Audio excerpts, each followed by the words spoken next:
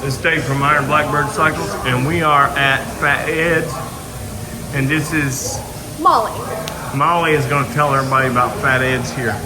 I'm Molly, so we're here at Fat Ed's. So when you do come to our restaurant, you can seat yourself wherever you'd like. For drinks, the server or bartender will take your drink order.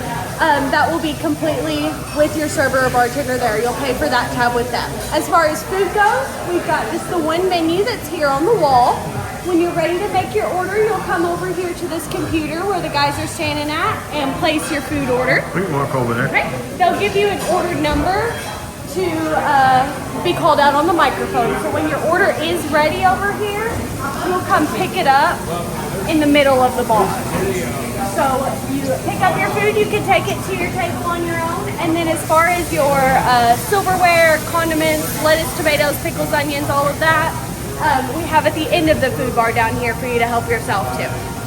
Thank you, Molly. Thank you. I hope you guys enjoy. Yeah, we're going to come back and order here in a second. Thank you. So this is Fat Ed's.